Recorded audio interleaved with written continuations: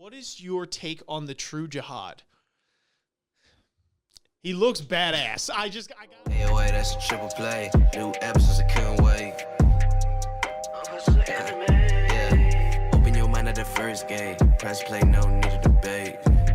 Hey, wait, check me out. Look, clocked in, you can catch the hype. Golden Dawn, how we follow the light. Anime like life, married to it, my wife. What is going on, ladies and gentlemen, boys and girls, people of all ages? Welcome back to the AOA show. I'm your host, as always, Ian, along with the boy Isaiah. Yo. Ohio. And today we're talking Tower of God. Got a lot of questions for this one, which is great. You guys are awesome. And these chapters were awesome. So it totally makes sense. Amazing fights, amazing storytelling. Really excited to see where we go from here. So we're here to answer these questions today. This is part 1. So we took 7 of the most upvoted questions in our community Discord and the TOG questions channel. If you guys are not aware, after our live streams, you have an hour to hop into the TOG questions channel within our community Discord. So you got to join it to ask your question. Ask it. And the ones with the most upvotes, 7, will be talked about and answered in today's discussion. We will sometimes have a part 2 to our discussion, though, where we will kind of do some of the other questions that maybe didn't have necessarily the most upvotes, but were just interesting. People that didn't necessarily get their voice heard or people that were new to it. Just kind of giving everyone a chance to voice their opinions and ask their questions and stuff. So don't shy away from asking your question and don't be discouraged if it doesn't have the most upvotes. Participation is key. But anyway, we're going to hop into the first section today. First question today, take it away here, goes by Emperor Dark North. Thank you for the question. This one had quite a few upvotes here, over 20. It says, based on his progression so far in Tower of God, do you think the current Baam is a growth of his character or the downfall of his original innocence? Ooh, that's a heavy one. Good question, and thank you for asking, Emperor Dark North.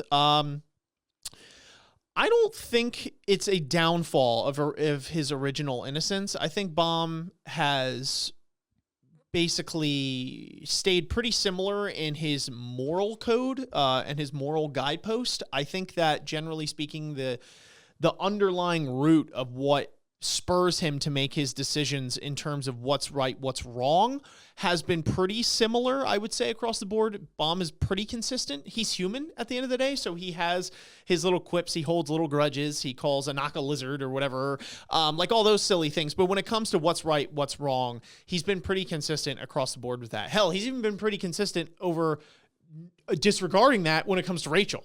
So, I mean, to be fair, again, whether that's right or wrong, I would say he's pretty consistent. Now, I would say, though, one thing that has been great, especially in this set of chapters, is his growth. And this is where I think it would be a progression and not the destruction of his innocence, is that he has, through this power, through the red Thresha and the blue demon, blue Thresha, and all these sort of abilities and Viol within his consciousness, he sort of come to terms with what it means to decide for himself instead of taking the influence from every witch person that tells him what to do. Because this is a big moment for Baam in taking his self-agency, because Isaiah highlights it beautifully in a lot of our previous discussions that Baam is a very reactionary character, a very reactionary protagonist. And to be honest, I think this is one of the first times of a couple, like there are a couple sprinkled throughout, but this is really a big moment for him in terms of taking self-agency and being a proactive character and what it is he's choosing to do, because it kind of leads that illusion on that he's being a little proactive sometimes with his climbing the tower. But then you realize with his self-talk here is that, wait a minute, this is because of what every witch person has told me to do. Like, where's what I thought come into the equation here? Even Garum, he uses as a flashback, telling me it's like, you got to do this. You were here for Arlene, you're Arlene's kid, this, that, and the third. I could go on, Fug, etc. But I think this is a really big moment for him, and I don't think his innocence is necessarily destroyed, but this will be a huge thing for him going forward, because now, I mean, he's already been super powerful, but like this was like, he was like going up like this, and it just shot, you know what I mean? It just shot up. Everything just exploded in power. So curious to see where this goes and if it corrupts his moral standing in any which way, shape, or form. But I don't know if you had any thoughts, Isaiah. Yeah, so I basically agree. I definitely don't think that this hurt I don't think it hurt his character in a sense. I guess, sure, you can make the argument that he's less innocent because he knows more about the tower and is like in making a definitive stance to like oppose Jahad is like now taking a side.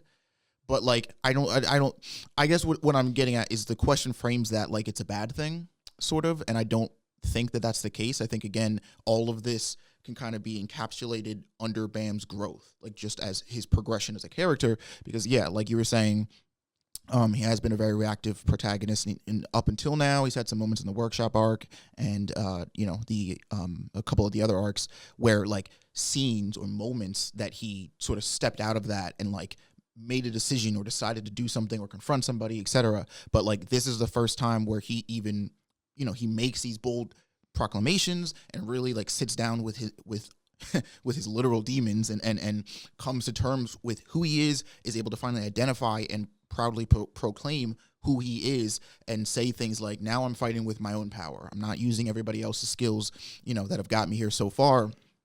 I am going to use Bam's strength, and that is a combination of all the demons and his sworn enemy, like all of that stuff, everything that makes Bam Bam.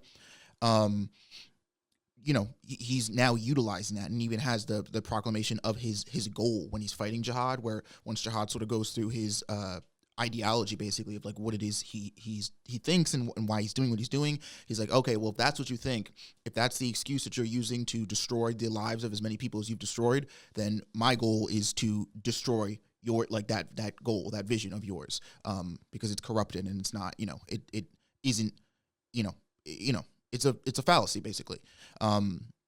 Which again makes sense, is that one of the things that we were really getting in on going into this arc and going into the future is that like a lot of people are sort of like picking Bam up and being like, I like future guy who's gonna kill Jahad, like, are you ready to kill Jahad? Because that's like your goal. And he's like, yeah, cool, okay, I guess that's what I'll do. And like you said, even when he meets Garam gives him that whole story, and it kind of makes it seem like the story makes it so that he's got no choice, right? It's like, you were born to put an end to Jahad, like that is your goal. And he's like, okay, sure, I guess that's what I'm doing now. But this is the first time where he's like, no, this is what I want to do. I want to make sure that you don't hurt any more innocent people, under the guise or excuse of accomplishing your dream. And that is the first time that and I think so going forward, Bam is going to be a much more like, no, I need to go here because I need to get this done in order to get my, like, he's got goals now, and he's got his own skills set now and his own powers, and he's really coming to his own, and I absolutely love it. Absolutely. 100%. All right. Second question is from Riru. Thank you. The question is, who did the sword tell Wangnan to kill? Where do you think Wangnan's character arc is heading? Knowing that Wangnan and Jahad both have some form of immortality, that Wangnan has had his never go after revenge mindset from the 20th floor obliterated as a consequence when he declared revenge on Rachel, and that he wants to become the king of the tower. Do you think he's going down the same path as Jahad? Why or why not? Wow. So Wangnan, first, Wangnan is just a favorite character of mine because he's the character that I like relate to the most in the story. Like I would not be a Kun who's like super analytical and tactical. I would not be a Bam who's like this quiet but like hella gifted dude that just like, I would be a Wangnan. I'd be somebody who's got like no specific talent. I mean, like ignoring the king thing, because I don't even think I'd get that lineage. I would be that lucky. But like just don't have any special skill sets, but like you've got nothing but your guts and your heart, and you just like, that has to be your guiding force. That has to be the compass, so to speak, that guides you up this tower. And it's something I've always admired about this character from Frame 1, because he's always been incredibly consistent, even when his life was threatened with it. You know what I mean? When it could have been easier to turn, to duck and turn away from a situation or an encounter or whatever. He's come through a lot of times, and unfortunately, because the story is such a tragedy, he's paid the price. You know what I mean? Sticking that mindset has given him some setbacks. I don't know who that sword could have told him to kill, because I don't know if it's something where it's like the sword is an extension of somebody else's agenda, and they want Wangnan to be corrupted in a sense by following that, but like also kind of getting their ulterior motive across, or if the sword is like, yeah, whoever you want to kill, like do it, kill them, because it's more of a thing of like feeding into that person's personal vendettas. So like it might be like, yeah, go kill Rachel, like do it, because like it knows that Wangnan wants to kill Rachel, or like would like to kill Rachel, and it knows like it knows the passion and the pain that is associated with him personally, which would make him more liable to want to do it on his own. Or if it's like a little, like I said, like a literal control thing where it's like, yeah, you go do me a favor and go kill X person, and then I'll give you power or whatever. I don't know, because we don't know where the sword came from. It was just like there. It's like, hey, Wangnan, what's up? I'm a sword, and so I don't know who. I get one of those two avenues. I think if it's more like trying to do its own thing, it might have told him to kill Baam, because I just feel like that's either Baam or like maybe Howard actually, because I think this thing might be like trying to. Again, if it is like has its own agenda, might be trying to dismantle Fug from the inside out, and Howard Ryun is a pretty viable member of Fug, A, because of what she knows, but B, because she's a guide, right? Kind of take out their way of navigating the tower, and that would really mess up Fug. Plus, it's probably the only person that Wangnan, even with that sword, like could like stealthily or whatever, probably like, take out, because I'm thinking like he's not jumping Jin Sung, so that's my thing. And if it is like more a personal thing, I do think it's going to tell him to kill Rachel, because it's the only person that Wangnan has that, like this question states, has that level of like aggression towards. And Wangnan's never go after revenge philosophy has been triumphed, or has been left to the wayside because of the incident with Rachel.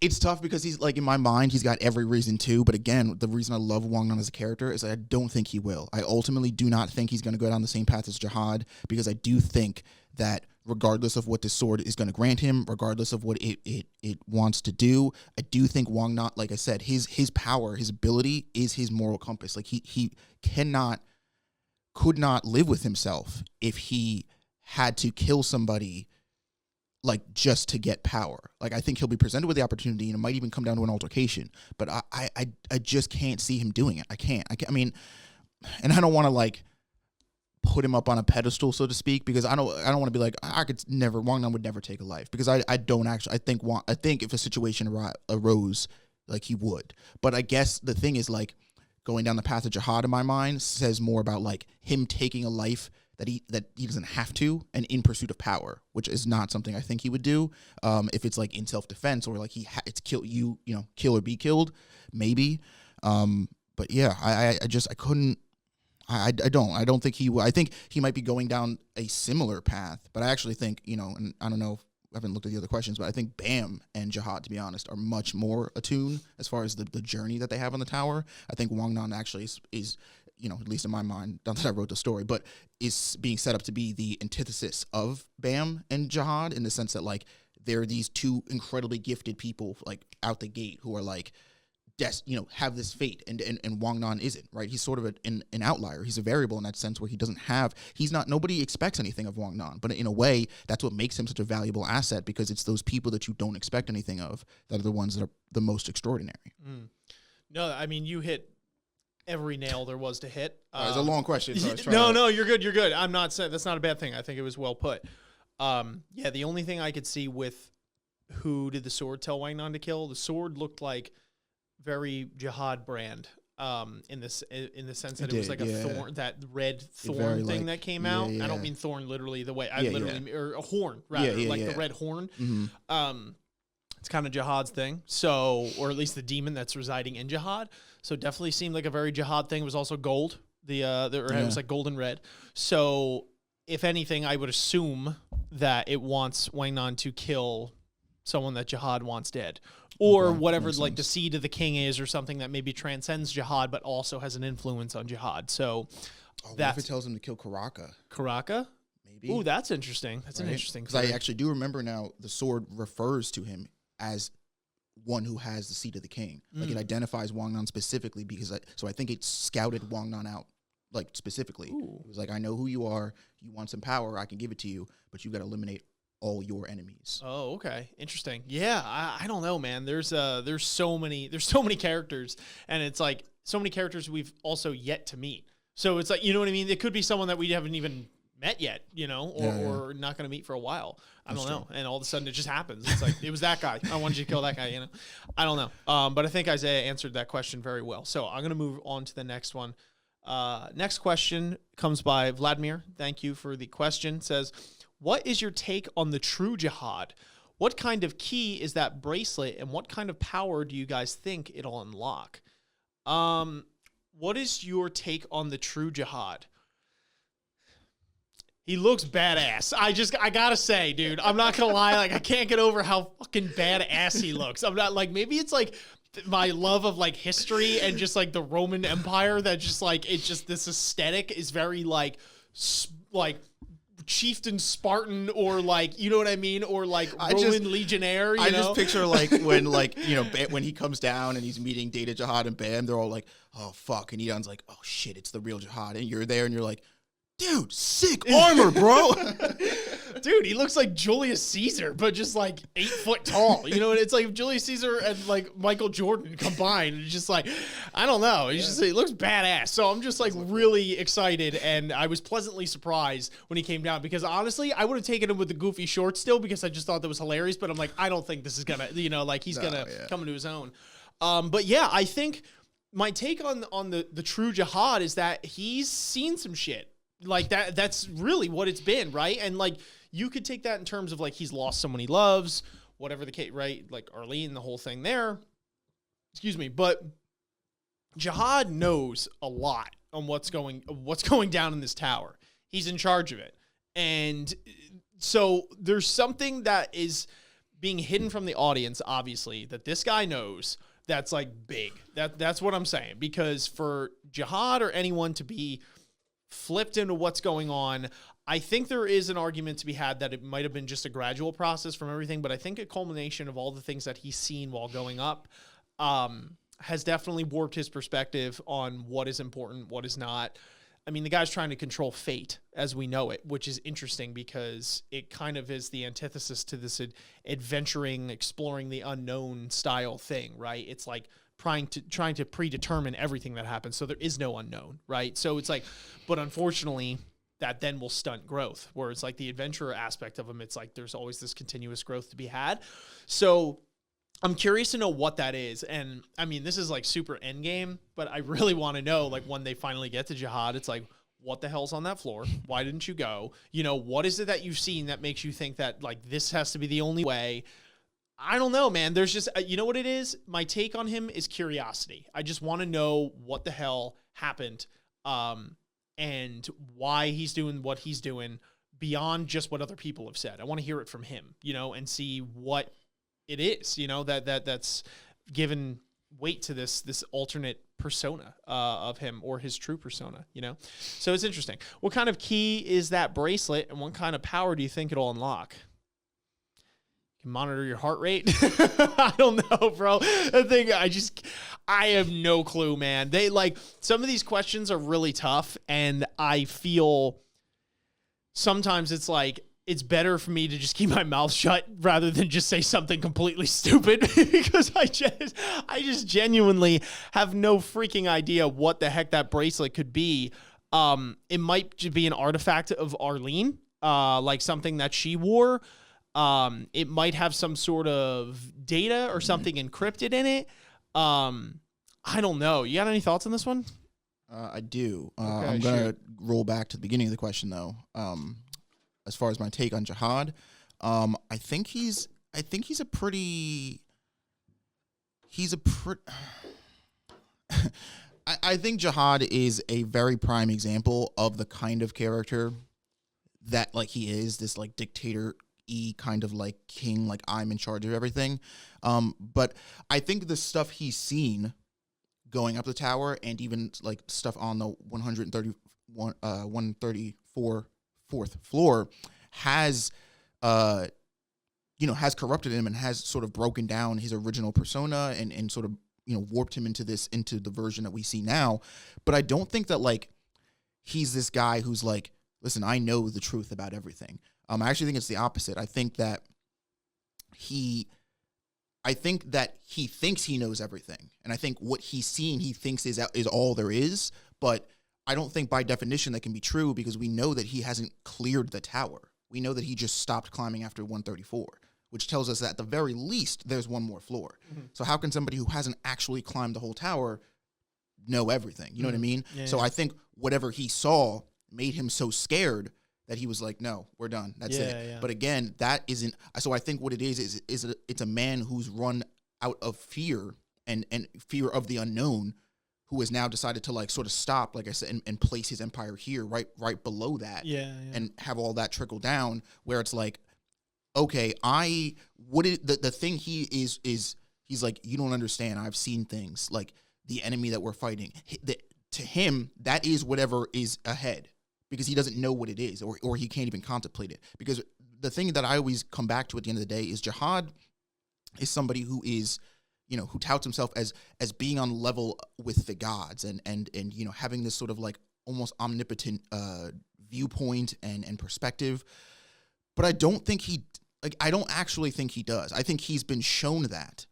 But I think to have that perspective means that there's a level of bias, like of Jahad's, that he can't be using, which he clearly does. I mean, it's the reason he got to where he is today. Jahad, first and foremost, is a mortal person, right? He literally, if it wasn't for this this spell and this contract, he could be killed. Like he's a person at the end of the day. All the augmentations and spells and whatever you have that have made him this 8-foot Julius Caesar looking, badass, are just that. They are buffs and amplifications. But you take that stuff away, Jahad is a man who is got a grasp and a taste of power, but is scared of what the real power or the real truth of this tower is, and I think is sort of in denial about that fact, and therefore trying to like subjugate anybody else who comes in the tower and get past him or overturn him, and being like, no, this is it. There's only 130 floors. I am the top dog here. Everybody like obeys me because like this is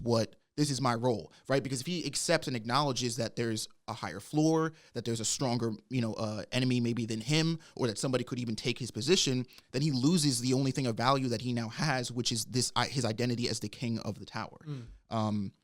And then as far as the key, what kind of key is the bracelet?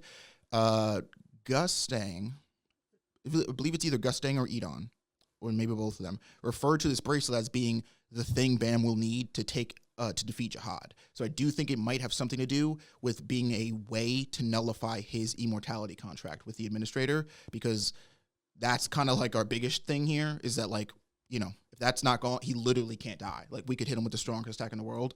Doesn't matter. Like, we got to get rid of that so we can at least bring him onto the same playing field. And from there, it's like, all right, blast him with everything you fucking got. But I think that's what it's got to be, because that's the only thing that, to me, really makes any of these, obviously Jahad and the 10 family heads are stupid powerful and you know what I mean? They've been around for, centuries and centuries or whatever. But like, that's kind of the icing on the cake, is that even if you do find something, like, you literally can't kill them. So you take that away and they do now become, like I said, the mortal people that they've always have been. Yeah. No, good thoughts. I wonder too if like the end of this story is going to be, so you think the end is when he like beats Jahad, but it's like almost beating a video game, and then it's like, wait a minute, there's one bonus level, type DLC? thing. Yeah. And it's like he beats Jahad, but then the real thing is going to be, let's go to the last floor now. And it's like totally untouched. This is somewhere like where Jahad feared to tread. You know what I mean? And it's like, do you have what it takes? That would be very interesting. And I think there was very good points with, with what you initially said on your take on Jahad. I think that it's interesting, like I said, because to be an adventurer is to face the unknown and to come out victorious. And it's interesting that he is now 180'd on that, where it's like he fears the unknown, but in fearing the unknown and not being able to face it, it's impossible to grow because you only have what you have, and you're just stagnant. You know what I mean, across the board. So he's become this dictator, fascistic style of ruler. So I thought that was interesting points. But really agree. I think you have the next question though, so go for it. So next question is from Leray. Sorry if I butchered that name. Their question is, the fact that Gustang used Rachel by giving her the stingray to get the bracelet from Jahad kind of implies that he didn't really count on Baam getting it. Or perhaps he even knew that the real Jahad's data was joining in, since the collapse of the hidden floor was predestined. Either way, what do you think this action says about Gustang's motivations and ability? First off, it is 100% in line with everything I thought about Gustang, which is that this is not a dude who's like Bam, I believe in you and the heart of the cards. He's like, no, you can go get it, but I do actually have 40 countermeasures in place because I'm like, I'm just leaving it up to you. He's, this is a man who has not only read front and back the books that he's read, but like probably wrote those books. Like he does not, mirrors Jahad's identity in a way where he does not leave things up to chance. He does not trust people on their words and probably isn't very trusting of people in general. He's got an agenda. He has plans and procedures in place to get that thing done at no cost, no matter what. That he was always going to get that bracelet. Like I think he is even the one who says it. It's like, I've got these 2 cards in play. Whichever one does it, doesn't matter. At the end of the day, I will have this bracelet. It's just that the Rachel method is obviously a much more, it's a much more secure method, I guess, in the sense that like that stingray, like there's no thought process, there's no hesitation. You send that thing in, you get it close enough, it's like, and just yeets out of there. And I do think there's a part of him that was like, yeah, Bam, you can go and try to get it from Jahad, I guess. But like in his head, he's like Bam beating Jahad. I don't know. You know what I mean? Because to be honest, until Bam got the power up, he's kind of getting mollywopped straight for a couple chapters there. So and even Eon was like, damn. It was a tough bill to fill out to be like, yeah, Bam, you by yourself, like just go get the bracelet for me from Jahad. And plus, like the question states, him even maybe knowing the fact that the destruction of the hidden floor after acquiring it is predestined, reinforced to Gustang. He's like, I can't leave this up to chance, because if he beats Jahad even, but like doesn't get that bracelet before the floor is gone, it's gone. Like I have to put it, he's got to have countermeasures in play. So yeah, I think as far as his motivations and abilities, it's pretty cut and dry. He's a very analytical, he's a very meticulous person, and he does not trust people, and he's not the kind, he doesn't think with his emotions, he thinks with his head, and he's very analytical, and the things he wants to get done, he has, I guess fortunately, unfortunately, however you look at it, the influence and the know-how to get it done. Yeah, this is a man who's playing 6D chess right now. Yeah. Not 4D, not 5D, like 6D, right? He's incredibly intelligent, pragmatic, analytical, like Isaiah had mentioned, and I do think it makes him a pretty cool character. Some characters like that. It's interesting though, like some characters like that can be considered boring, because it's like they're so sure of every possible scenario that it's like it doesn't leave anything up to chance, and therefore it leaves like no excitement, right? Because it's just like, no, he had a thing, for that. But it does warrant respect, and I think it'll be interesting because one of our questions moving forward, if I'm not mistaken, is about the orders that Jahad gives out, and now the Lopado or whatever family, being that he's a part of it. It makes me think about how powerful he is, and I wonder how powerful he is as compared to Jahad, because we know the 10 family heads are, they're maybe not Jahad, but like, they're not just immediately going to die, right? At least from what I've gathered here. But that's interesting to me, where it's like his fighting style, you know what I mean? It's like he might be more crafty than one would let on, where it's like Jahad can't just like roll up in his crib and just like smite him. You know what I mean? It's going to be like, he's going to be a pain in the butt to deal with if that's the case. So sure. I'm curious to see where that goes. So interesting stuff. All right, next question. So I did a split because these two questions were so similar, but they both had a lot of upvotes. So I just wanted to give credit to both the people that asked the question here. So it's Aka Games 22 is the question that I pasted, but the Fire Potato had a super similar question. So thank you both for the questions. So Aka Games says, and Fire Potato, Jahad gave out 3 orders with only one needing to be completed. 1, kill/destroy Fug. 2, kill everyone on the Hell Train. Or 3, kill the entire Pobodo family. What are your thoughts on them and the potential consequences each of them could have if each one of them were attempted?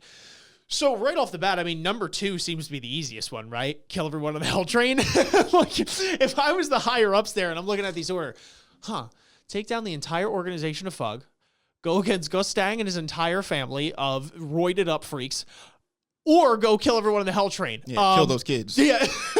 Or kill the toddlers, like Anakin Skywalker, all of them. Yeah. I think I'm going with number 2. Like, to be honest with you, like, big number 2, my lord. Yeah, big number 2. Yeah, like, is this even a question? You know what I mean? Like, if you're looking at it now, I'm curious to see if there's some overly zealous types, some overachievers that's just like going for Fug, you know, and it's like tattooed on his chest, and it's like, I'll do them all. Yeah, it's like, I'll do all 3, you know. Fair enough, you know, and some of these people are that powerful where that could be an honest to God thing that happens. But you know, going after Fug is tough, right? Because Fug is, how do I word this without sounding stupid or ignorant? Because it's hard to word it. I don't know if a terrorist organization would be the right wording for them. I'm trying to find a middle ground here. A militia group? A complicated group, militia. Because they're not, because it's kind of like a 180, right? There's people in Fug, for as many people in Fug that are like radicals of the idea and that are like, let's burn the whole tower down. Yeah. There is a group that is much more akin to their original goal where it's like, no, we're just here to get revenge for Arlene. And it's a literal religion when you think about it. It really is, because they refer to their slayers as gods, right? And they refer to Arlene and V as like the OG gods, you know, and they have this mission, and some people have inverted that and stuff. So it's like, you know, if you see them on the bad side of things, you might call them radicals or a terrorist organization. If you see them on the lighter side of things, you might call them a militia group or freedom fighters, right? It's like, my point is that Fug is not just like you take the word Fug and shoot it and it's like Fug's dead. You know what I mean? It's like it's an idea. Exactly. How do you destroy an idea, right? So it's like so interwoven with everything that has to do with everything in the tower that's to me probably the hardest one, right? Because even the Podoba family, that one's hard because they're all roided up, jacked, strong people, you know, all the 10 Grey families. So that's tough, but at least it's like, what's your last name? Lobodo? Okay. You know what I'm saying? And then you fight them, right? Where it's like Fug, it's like, you Fug? Well, I'm actually this sect of Fug that's like broke off from that sect of Fug. Yeah. We like Reflejo, but then he did that. You know, and it's like, where the hell do you go from there without just like nuking everyone, you know, on the bottom 90 floors and be like, problem solved. So I'm very curious to see. I think the ramifications is it's war, you know, no matter what is going to happen, it's going to be war. And I think the most realistic one is just destroying everyone on the Hell Train. You know, I don't know. What do you think?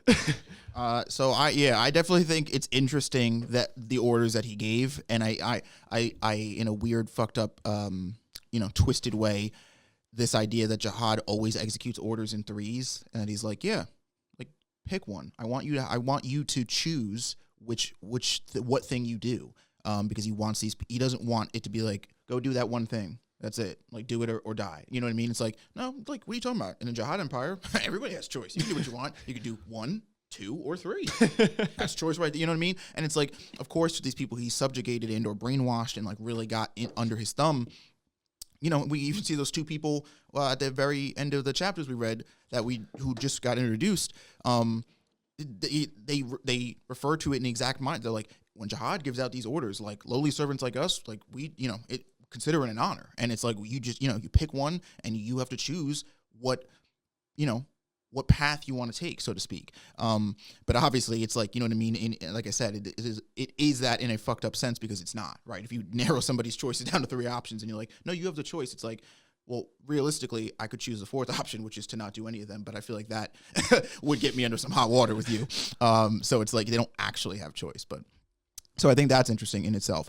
I do think that everyone, I actually thinking about it, killing and destroying Fug and killing and everyone on the Hell Train are probably the safest bets, I would assume, only because we don't know. The problem with the Lopobo family is that if the order is to kill everybody in the family, I'm going to assume, excuse me, that the one person that he probably wants dead the most is Gustang. But that nigga's literally immortal, which means like nobody but Jahad could, or one of the other 10 heads could probably kill him. And I don't even think that's the case, because it's not that like they all have immortality except for each other. It's like they all have immortality. So unless you get rid of that spell, you can't kill them. So Gustang's just not going to die unless you get rid of that. So it's like you could kill his whole family, which good fucking luck, because they got like 2 princesses in that family. You know, and it's like, but that goal is literally, it feels like a false lead in a sense, where it's like, yeah, go kill the whole family. And it's like, oh, we killed everybody. We couldn't get Gustang. And he's like, I said kill the whole family. And it's like, but we literally can't. He's mortal. And he's like, so you didn't do it? It's like, you know, where it's like, I'll just go kill the kids on the train, because like they're all not immortal, and I think there's only like 6 of them. So like, you know, and they're like what, regulars? There's like 1 we'll just kill them. And then the Fug thing, and like you brought up, yes, it's a lot more complicated with Fug, because it's like, all right, go kill Fug. And it's like, we found this group of people that say they're from Fug. And it's like, all right, cool, kill them. And it's like, actually, that other group over there, they also say they're from Fug, but they kind of say they like fuck with Jahad. And it's like, okay, like, okay, you know, and it's like, it gets into all this. I guess you could go under the nuke umbrella and be like, If they say them Fug, kill them. I don't care what they want. I don't care what sect they are. I don't care what if they say the word Fug and don't say hate, like make sure they stop breathing. But that's just a much taller order because we know that Fug is not this like, small huddled group of people that all have infighting going. That, like you said, they're a literal religion. Like they span. There's so many different sects of them at this point. There's so many different groups. Like you'd have a whole journey up and down the tower. I feel like before you get rid of all of them. Where it's like again, it's like this question, this choice of things is like go do this really long and kind of ridiculous task. Go do this actually kind of impossible task, or kill a bunch of kids. And it's like. Oh, Jahad killed a baby. I'm not above that shit. It's like I feel like, yeah. So I definitely feel like, and just for narrative purposes, obviously, you know what I mean, trying to include the main cast, like, feels like we're gearing at number 2 here. So that's definitely interesting. I think, the consequences of each of them being attempted, I think are just, like you said, is the war that it incites. Because no matter what option they pick, there is gonna be a war that's incited essentially. Because Jahad has now moved from like that large stoic figure in the way back of the story who's like peons, and now it's like kill them. It's like now his focus is on them and he's a much more direct threat to us. And so like whatever happens, because I feel like if he picks the middle option 2 where he's going after everyone in the Hell Train, they might enlist help from Fug to back them up, so that drags Fug into this. If they go after Fug might enlist Bam and company to or like in a Po Bodo, because he's also working with Bam's team, kind of, sort of. You know what I mean? Like, no matter what option you pick, I think that's the consequence, is that you actually are going to have to deal with all of them. Because, like, in a way, Jahad is like, yeah, like, I'm not telling you to do all 3. Just do one. But Jahad knows. He knows the links between these 3. That's why he put them there, So he's like, they're going to have to do all 3. And I think that's just the kind of fucked up dude Jahad is. I'm just, this has nothing to do with the question, but I was just thinking, they said it took, 60 years for Yurik to climb the tower? Was it 60? I think so. Something like that? Yeah. And he was the fastest one ever?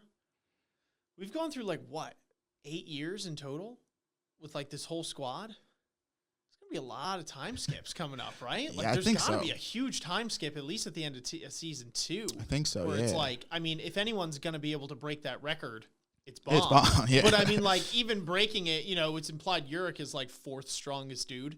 So even if Baam is 1st strongest dude, I'm saying it still takes him a cool 20, 30 years, you know what I mean, to go up. And he's got to contend with bringing everybody else up with him too. Yeah, I think that's what's going to slow him down. Yeah, it's not Bam, because if Bam went up by himself, he could probably break that record. So, yeah, I don't know. I was just thinking of that, and I'm like, damn, bro, these time skips are going to be nuts. Because you were saying, Jahad's in the story now, right? He's there, but it's when does he just come down and do it himself? You know what I mean? If it's X years, and I wonder what he has going on up top where it's he can't just leave and do that. You know what I mean? He's got it. I don't know. I don't think that it's that so much that he just can't that he's got he's like, guys, can you please just I'm cooking over here, I do, and maybe this is simplifying his character a little. I do honestly think he is just a guy that loves playing with his food. I think he genuinely is I could kill them. But don't forget, Jahad, the reason that a lot of these, the test, the idea of the test on the floors existed before Jahad, because that was a part of the tower. But that structure is very much in place with him as the ruler. Jahad is, even we saw it with when he fights Bam. They could have just done a straight out fight, but he's like, let's make this a game. Jahad likes playing with his food. This is the dude who's if he's gonna kill you or make a game out of killing you, he's gonna make a game out of killing you, because he's that cocky and arrogant about the fact that he could just kill you. He's like, but that's boring. Yeah. I could wipe you off the face of the earth in literally a second. But that's not fun, I wonder if there's some weird, we're really going off on tangent here, I'm sorry, but I wonder if there's some weird thing to be said where it's Jahad almost wants Baam to get to him and maybe even win in some weird way, because the reason I say that is because when, we see young Jahad fighting him and basically, kind of plays with it. And it's he wants there to be a challenge, right, on that end, where it's that's why he's not just killing him immediately, because there's a thrill in that. He's an adventurer at heart. Mm-hmm.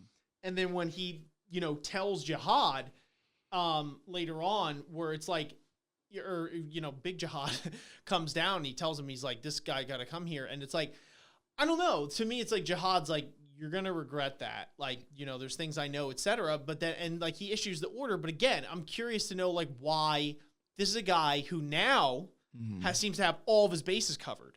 So if I'm Jahad, literally gonna waltz right the fuck down, be like, I'm king. You know what I mean? Somebody's like, you can't come in here, show him the badge. You know what I mean? Come in, and then walk right the fuck back upstairs. You know what I mean? And just be like, all right, sit my ass down on the chair. Let's conduct business as usual. So it's like, and then the one part that like I keep on thinking about this, and I'm like, okay, I'm probably overanalyzing this, but I can't help it. When Edon is taking the pill and blowing himself up, essentially, and he's screaming, and Big Jahad goes, baby, like that. I can't help but think there's like some weird thing still that like this small little fire that kindles in Jahad where it's like he's like almost suppressing the part of him. It's not that he's necessarily completely turncoated and like that part of him no longer exists, but rather that he's pushing it down, that adventurer, that good side of him, and like lying to himself, being like, a king needs to do this, a king needs to do that. Like Arlene, they had it coming, they had to do this. Like I've seen things, blah, blah, blah. So Darth Vader complex. Yeah, it's like the Vader complex thing. Like I can't help but think in that moment where he says, baby, like, why would a king that's just so unconcerned with everything, he's like, I control fate, space, time. You know what I mean? Would be like, baby. You know what I mean? Like when his old boy is like doing that, it just like, I can't help but think there's almost this weird thing where it's like, if he really, really wanted Baam dead, and for a guy that, you know, ties every loose end, to then also play with his food seems so counterintuitive. So it's like, I almost don't know if it's like a play with your food style thing, or if it's like a legit, like I kind of weirdly deep down want Baam to get to me and maybe even beat me, or at least give me a challenge, because it's like just to shake shit up. I don't know. I do think that there's something to be said for Jahad, like being like, you know what? Like, come, like I'm on floor 134. Like, meet me there. You know what I mean? Like, I do think there's something to be said for Jahad maybe wanting Baam to succeed, and that's why he's not just going down and killing himself. But again, in the essence of playing with his food, Jahad also refers to this idea that, like, he is the one that can control fate. And he's like, when he first sees Baam, he immediately identifies him because of his eyes, and he's like, I've already killed you once before. He's like, this is a weird thing that fate seems to be doing to us. Like, you know, fate's clearly toying with me here because it's brought you back into my life. Like, I didn't think I'd have to kill you twice, but I will. Like, and so, because if Baam, he killed Baam as a baby, and then he was like, I did it. Like, that was the card that I played, the decision I made. And now, because Jahad is somebody who views himself as being able to control fate, Baam surviving that encounter and now coming back up the tower to kill him is literally Jahad versus fate. Is in his mind is fate's way of being like, sorry, you don't get to make the final call here. Like, Baam is still alive and he's coming to kill you. So now Jahad, I don't think Jahad wants Baam to win, because in Jahad's mind that means fate wins and then he couldn't control it. That's fair. I think he's like, yeah, Baam, come up the tower, but I will kill you again, because once again, when it comes to me and fate, I get the final say. I will be the one that controls space, time, and fate, and I will not let you, like, that battle is going to be such a huge deal, because it's going to be ideologies of this tower, right? It's going to be Jahad's ideology of how the tower runs versus it's like Baam, in a way, is going to represent the natural turn of events of the tower. Who I think I can't get this out of my head, dude. Heon. That nigga has something to do with, like, the tower as a whole spectrum. There's no way you're telling me that one dude who's been there, like, from the gate, from the literal inception of the tower, just, like, stays at floor 1 and just like, yeah, you can go. You can go. Like, just let's be like, that's it. He's got it. I feel like he's the one who, like, he is the representation of the nature of this tower or something. I don't know. But I do think that that's the reason why he's, like, so okay with not just killing Baam, because if he goes down and kills Baam now, it's like, oh yeah, I like that's him intervening. But if he lets fate play out, because again, even the way he, like, his data self talks to him, if he lets fate bring Baam all the way up to the 30, then, like, it's almost like he's playing with fate, right? It's almost like letting fate like get a little bit of security and be like, yeah, we got Baam all the way up to the 134th floor, and then he's like, I still win. You know what I mean? I think so. I do ultimately think he is still very much like, I'm playing with my food, but again, I think he's scared. He's so scared of like, if he does it that way, that method, that, like, definitively proves, you know, in his mind that he can control fate. But if he just went down and killed Bam, like out of just squashing the problem early, like that doesn't, right? It doesn't say the same message, or it doesn't give him the same security that he really is the dominator of fate, especially just because Bam's existence brings into question that, like, you know what I mean, that he's already kind of got some slip on that. So that's what I think personally. No, it's good points. I think you got the next one. Next question is from Death to Boredom. Thank you for the question. They say, how does seeing that Jahad gives even such important orders like a war or eliminating a family and criminal organization through something as disconnected and cold as text instead of actively talking to his council affect how you view them, especially when we have seen that Data Jahad at least talked with his agents with his pocket. Excuse me. I think it says we've talked a lot about Jahad and his personality, and I think, again, this is just another thing that indicates it, because something that sticks out to my mind reading this question, like the question indicates, is the way that he talked to the big breeder on the pocket when he's like, "You built this whole stadium?" And the guy's like, "Yeah." And he's like, "Cool, this looks dope. Like, good job." You know what I mean? It sounds simple, but again, something like that is like your boss calling you up on the phone and being like, "Hey, did you send that report to me? Like, it looks good. Good job." Versus like getting an email that says like with a thumbs up. You know, it's like, okay, you know. But again, I think it is very indicative of their places, those where Jahad was in those times of his life. Younger Jahad, like I said, was very much less corrupted and tainted. He very much still was connected with this idea of who people are and how to interact with them and how he wanted to be seen by those people, right? He wanted to be seen as this ruler. He wanted to be seen as somebody that garners respect, but he was not above like speaking to his servant or speaking to people that were below him or beneath him. And acknowledging things when they needed to be acknowledged or what have you, where Jahad now is very like, yeah, some people that are like swear to to death loyal to Jahad probably have never even seen this dude, bro. Don't even know what he looks like. But like, that's the point. He's like, you're not worthy to know what, like, you'd be lucky to hear my voice in an off conversation. Like, you read that text and just know that text comes, he probably doesn't even write the text, you know what I mean? Like, he's like, just know that those words come from me. That's all you need. Like, you could die happy. You know what I mean? Like, that's how disconnected he is from these people that are beneath him, the people that serve him. Because he's kind of a dick. Yeah, man. It's just like the whole, text versus call thing, call versus FaceTime. Jahad's like, where did this empire go wrong? And it's like, Jahad, just call niggas, bro. Just call them, There's definitely a lot of times with that, it's an offering of time, when you're going into the next step of texting versus calling versus an email versus whatever. It's just how much time you're willing to give someone. And Jahad is like, I'm a busy freaking dude. And like, to be honest, like, y'all got it, so I'm gonna throw you the text sheet, and you guys can check it off as you go. Shoot me a message when you do, and we'll go from there. Like, good job. He's definitely become more impersonal as he's gotten higher, because he thinks himself above. This is a guy, again, I sound like a broken record here, but I cannot stress enough, this guy is trying to control fate. Yeah. That's not a willy-nilly thing that you just like slip to the side and be like, I'm trying to control fate. That's like the secret of the universe, you know what I mean, or whatever. Like, this is the biggest it goes. This is bigger than like space and time. This is beyond that. It's all intermingled. Like, this guy is some big brain shit, some big stuff going on in his life, huge. So he's just like, I have literally hit a different level. We were saying this in a couple episodes ago, where it's like, sometimes if somebody just advances so far in their field or whatever, some people just get left in the dust when it comes to that. And, and Jahad is just like, I don't even have the time. You know what I mean? Like, I'm trying to do this fate thing. Read it off the paper. You know what I mean? Like, and come to me when it's done. You know what I'm saying? Like, I'm not.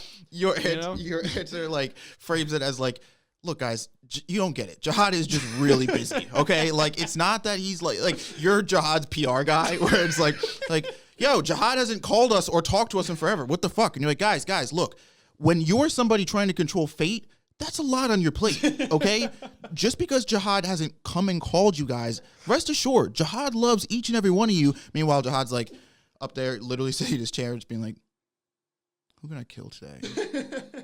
It's like, No, that is funny the way I framed it. I don't mean it as like a defense. You know what I mean? Like I'm not saying like, Jahad, you do whatever you want. You take your time. You know what I mean? All these other people could piss off. They're trying to waste your time. I don't mean it like that. Like obviously he's a dick, but I'm just saying it's like to him, his self-perceived shit that he's got going on is like, I don't got time, for all that kind of stuff. I do just picture myself now. It's like, like the presidents have their press secretary that comes out and all the reporters comes out. And it's like, what do you take on Jahad's comments about this? And it's like, well, actually, Jahad said this. And if you go back to this, I'll circle back with you. But Jahad's got a lot going on right now. When is all the food shortages going to be addressed and all the people? Food is very important to Jahad. Let's put that on the table. But fate, let's remember fate is much more important than food right now. And once we have fate covered, once we get this whole fate thing under control, then we can worry about food because he'll control fate. So don't worry. Next, you know what I mean? Oh, man. But anyway, good question. Funny talks. But Yes. All right, next one, number 7, comes from Spee. I think this is a... I don't know if it's a newcomer to the Discord, but I think one of the first times we've seen a question on here. New name. So thank you very much for the question. Hopefully you're watching. Spee says, this question has shaken up the TOG community in the past. Exactly why I added it. Is Baam ranker level at this point? And I can see why it shakes it up, because some people in our comments sometimes be like,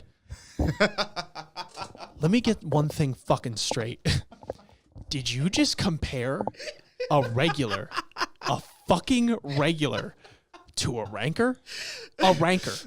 I'll have you know, and just proceed with fucking essay about like how fucking dare you have the gall to compare someone to a ranker. So I think it's how right am I? Like our comments have that I shit just all don't the time. like how honest to God accurate that was, because it won't even be like, hey guys, I don't actually really think they're like on that level to be like, do you understand that a regular would be lucky to lick the dirt off of a ranker's boots?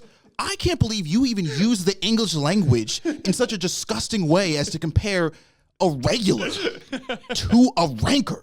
Do you understand I'd have to write 6 books to describe the other 6 books of distance there is between their... Good. Like, bottom line is you're a fucking idiot, okay? And if you ever do that again, I will dislike every video you've ever created, okay? And attempt to create, and I will unsubscribe and tell my entire family to never subscribe to the AOA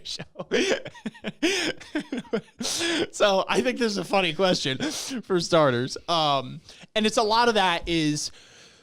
when the more you read into the story, obviously the more of a gap you realize there is, because we see less rankers in the beginning of this story. We see like Lero Ro and Hansung or whatever. And then, we go from there and we see like, we have Jahad's Royal Guard, right? Like comes out with like fish blasting out of his mouth. And Hansung's like, I got a bigger fish. And you think to yourself, you're like, it's pretty strong, but like, I think the boys could get there eventually. You know what I mean? But then the more you go, now we're getting to like Yuri just covered everything in flowers and blew it all up. Like, and the more you go, the more of the gap you realize, so it is funny.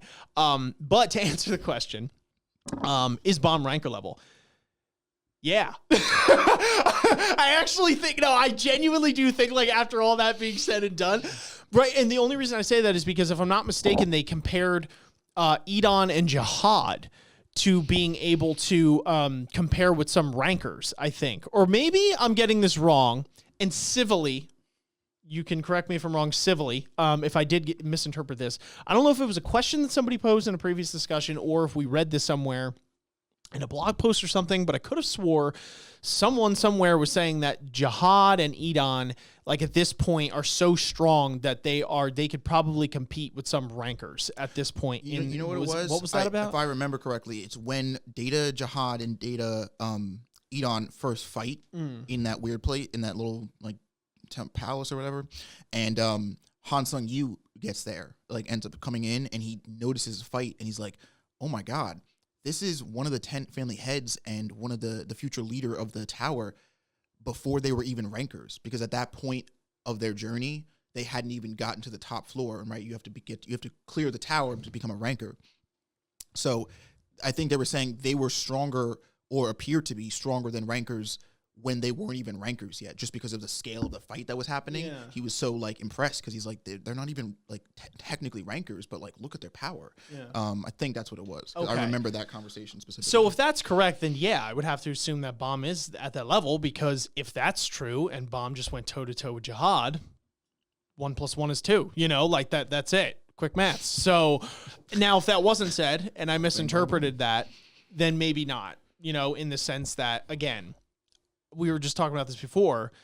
We've been at this story for like 10 years, something like that. You know, and there are 134 floors. They are roughly a little less than 1/3. They're about a quarter into their climb. Yeah. So, you know, even though Baam is pretty damn gifted, like these people have gotten up to the 134th floor. So maybe not. But I guess just off the text, I would assume that if anyone was able to compare, I think it'd be Baam, you know, at this point. But what do you think? So I definitely, the only thing that I would put in his corner as a negative, and this wouldn't even be like, no, there's no way he's not a ranker. It would be like he's right under a ranker, is that the power that he displayed in his fight with Jahad was clearly like literally very new to him, and he does not like, you know, he doesn't have that like firm, super, like I can whip the shit out in a second and blast you all day with it kind of control on that power. Whereas when he's fighting Jahad, like Jahad's clearly not going through that same level of struggle. So I think it's like that discipline and ability to execute that kind of power on a consistent basis is what might separate him from someone like a ranker. So he would probably lose a fight to a ranker in the sense that the ranker could probably go for longer than he could. You know what I mean? You know, unless Pam doesn't delete the person first. But if that's the case, and I say that on shaky ground, Bam is like could give any ranker, I feel like, a run for their fucking money. Like this dude, if any, and I want to make that clear too, if anybody, because I don't think anybody else in his party is at the level of a ranker, but Bam specifically, because he can whip out black holes and nukes and Shinsu orbs on a dime, and he's got 2 demons inside of him. Yeah, could probably fuck up with a ranker real quick and you know, make them sweat a little bit. It's weird when you compare these irregulars on the scale of regular to ranker, because I feel like they literally just cheated the game, dude. It's like for someone like Lara Rowe, who started as a regular and had to climb all the way up and learn all these skills and get all this experience and then make it to the top, and now he's a ranker because of the level of resistance he has to Shinsu, the amount he's able to control it, the experience he got along the way. That's what makes him a ranker. But like these irregulars just cheat because they just get power buffs and shit, like just by existing, you know, that it's like Bam could probably go up half the floors that Lara Rowe had to go to and still be at Lara Rowe's power level because of the scale that an irregular is on versus a regular. You know what I mean? At the end of the day, Lara Rowe is a ranker, but he's a ranker in rank. You know what I mean? He's still a regular compared to an irregular. I feel like it's a muddy comparison. So it's like, yeah, I do think that Bam is at the level of a ranker. Now, you know, you could argue ranker, high ranker. It's like, you know, then we get a little bit more complicated there. Sure. A low ranker, maybe. Yeah. But do I think he could beat a ranker, like I was saying before? Right now, maybe not necessarily. I could see an argument for a ranker weeding him out, you know, just if it's in the case of time. But I by no means, if that was the case, do I think it's like just by experience? Yeah. Sorry to cut you off, but No, I think that's very relevant. Is that like the ranker? It's like, I think it's 2 different questions to be like, is Baam's power on the scale of that of a ranker? Like, do I think that Baam could beat probably the rest of the tower with what he has right now? He's got probably pretty close, right? You know, like, again, so long as he gets a hold on it and he could just do that on a dime, he's got to be getting close there. He's got to be really damn close. But like, even if it's a low ranker, but if it comes to like, oh, is he on the level of a ranker when it comes to like, you know, you put like Quant versus him or something like that. Yeah, like Quant just from raw experience, you know, is like he knows how to navigate and all that kind of thing there is to it. But you know, sorry to cut you off. No, and that's fair. And like, again, like you compare him to like I said, like a high ranker. Like I don't know that he could go toe to toe with Karaka yet. Right, because I feel like if they did, Karaka could still outbeat him in the experience and time category of being like, but I've got a much better grip on my power than you do. So if anything, like you're strong, but I could just weed you out. I could just let the clock run, and like I know you'll tire yourself out eventually, and then I go in for the kill. Where it's like I said, Bam has incredible strength, and his powers and power ups that he's gotten are phenomenal. But that's going to be the kicker. Once he gets like a grip on that, and once he can fight with that power at the same consistency that Jahad was fighting him, then it's a different story. Then it's like, okay, now you see Bam and you should probably run the other way, because now he's a force to be reckoned with. But right now he's kind of like this volatile glass cannon, right? Where he can, like, but that glass cannon, it's a pretty good fucking cannon. Like, if it hits you, you're a ranker is going to get hurt. So I am more in the camp, I guess, to be a little bit more definitive about the question of Bam being at the level of a ranker. Yeah, because you got sorry, I'm going off on this. You got to think about it too, like when Quant does the reverse flow control, Baam's like, got it. You know what I mean? Like, Quant was like, what the fuck? You know what I mean? Like, that took me, I took years to learn. Yeah, that took me so long to learn that, right? So like, I think they even said that like reverse Shinsu or reverse flow Shinsu control is like, that's like a ranker thing for the most part too, or like people that, are very experienced or gifted and stuff. So like, that's what I mean. The regular to irregular rank or ratio is also something people don't consider. Hard. And it's like that makes him kind of a variable. Let's put it this way. If Baam whipped one of those black holes at Quant's head, I think it would do something, is my point. And even if it could make him bleed, if it could make him be like, ow, you know what I mean? Like, he's basically there, right? If Quant is like the lowest ranker there is, like, Baam could be technically right where he is now, the lowest, like, compared to a little below Quant, but I think that still makes him like ranker material, I think is the point, Yeah. It's like, it's hard. You just can't get to, I think some people get in the mindset of like, they look at like Yuri's and Karakas and that's like what I people mean. that are like top like 100 high rank, or like these dudes. But it's like, I think if Baam goes toe to toe again, I'll use Quant as my example here because he's the lowest common denominator. Like, I don't think Baam just gets immediately stomped. You know what I'm saying? At least if he can control that power on a dime. So no, not at all. Yeah. So anyway, that's my opinion. But Isaiah, we actually have a bonus question today. That's right. For those of you who stayed, put that damn camera on me. I'm just kidding. For those of you who made it to this far in the episode, thank you very much. This has been a fun one because these were fantastic chapters.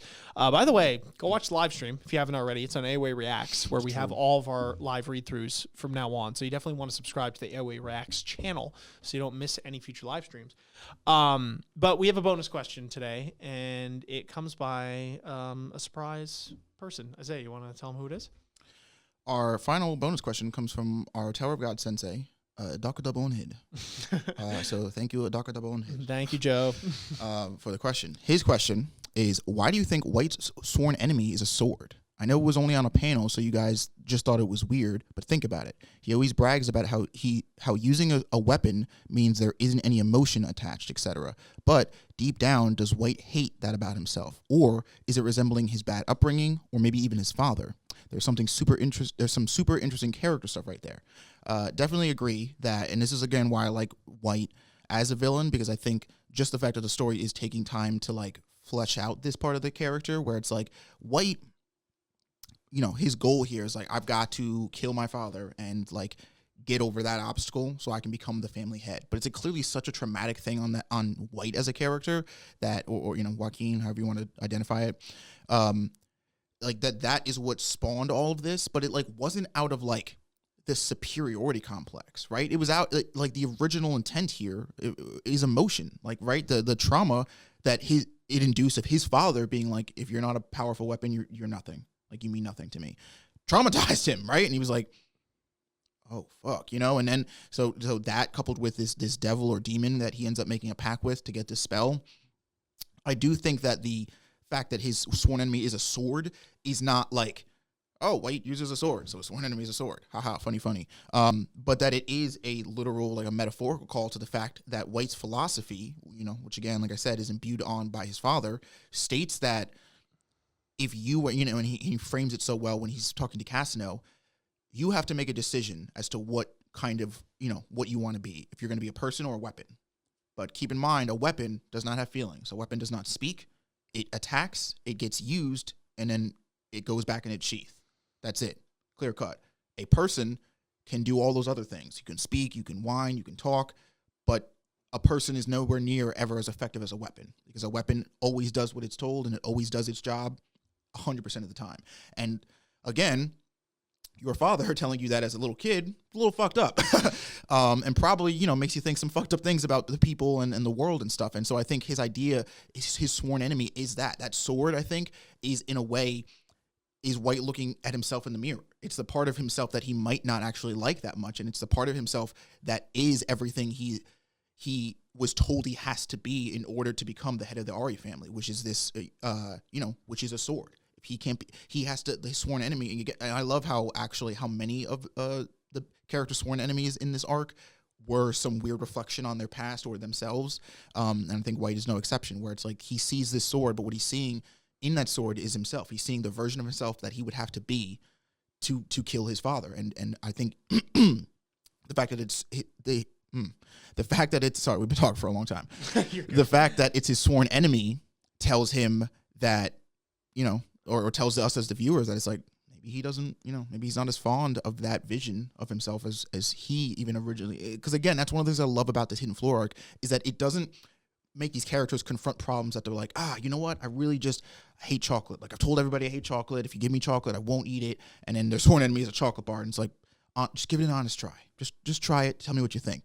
It makes these characters confront problems that, like, they don't even think are problems, or they don't even want to talk about. Like, it goes fucking deep. It goes deep into their character. And it's like, no, this thing that you tell everybody you want, I don't think you do. I genuinely don't think you want it as much as you say you do, because this mirror has the ability to, honest to God, like, give you a reflection of what you like and what you don't like. And if that's what you're seeing, you know what I mean? That's the message. You don't like this thing what you say you like. No, I thought that was very well put. And I do find it interesting that the sword, being that it has no one wielding it as his sworn enemy, is very telling, in the sense that I think a lot of White's character, or Joaquin's character in general, feeds or yearns for that sort of emotional support, love. I would even wager that he would rather be yelled at than to have nothing at all, because the way his father refers to him, it's not that he's yelling at him necessarily or whatever. He's just like, that's good. Not going to do it, and then just, that's it. He's like, you're not going to do it. Like, that's it. And he's like, it's just so blank. Very you know what I mean? It's like, there's no emotion behind it, where it's like, yell at me, do something, like, tell me, like, get mad or something. Right. Yeah. So I know that you're there, that you care about this. Yeah. And I feel like the sword is symbolic of that it has no wielder, is that he's just fighting against this, like, blank slate. And, this sort of lack of emotion that comes at him from all the people that he's encountered, and especially his father. It's like, it's soulless, which is ironic because he eats souls, but it's like all the souls he eats, he can never actually mimic that sort of love, that sort of emotion, that sort of thing that comes to him. So that was really interesting character stuff there, and it was a good question. Very interesting. Thank you, Joe. Much appreciated. But anyway, I think we're good here. That was 8 questions today. All of them were very good questions, and we went in pretty hard on these. So hopefully you guys did enjoy it. These were a really fun set of chapters to read. So really excited to see where we go from here. If you guys did like the video today, make sure you guys are liking, subscribing, hitting the notification bell, sharing with your friends, commenting your thoughts down below. What did you think of our discussion, the questions? How would you have maybe answered some of these, etc.? Let us know all those thoughts in the comments down below. And make sure you guys are participating in the Discord. Like I said, you got an hour after every live stream, which takes place at 11 a.m. Eastern Standard Time on Sundays. So as soon as we're done with that, generally we'll wrap up around 2. You got an hour to say whatever you want to say. Ask whatever you want to ask, so long as you're following the rules, and it might just end up on one of our discussions here. So definitely take part in that.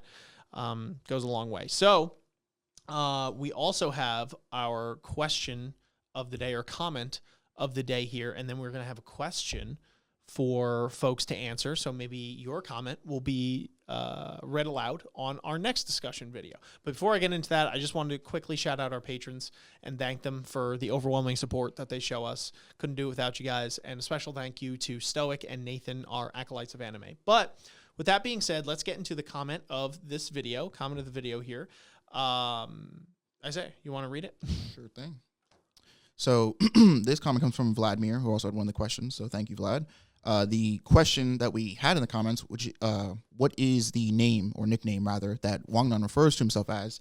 And some people had just Future King of the Tower. The thing that we were looking for, which I guess is like kind of weird because he does use both, but is Prince of the Red Light District, because it's one that other people know, right? Like even we see the sword in the latest chapters, that's the name that it refers to Wangnan as, not future King of the Tower. So it was specifically looking for that one, and some people did use both. Anyway, Vlad got it, and his comment was, Bam definitely develops his relationship with red and blue Thrishas, but what I'm excited to see is how he'll compare to Jahad in the end. I really like your guys' prediction of Bam controlling the demon and Jahad being the one controlled.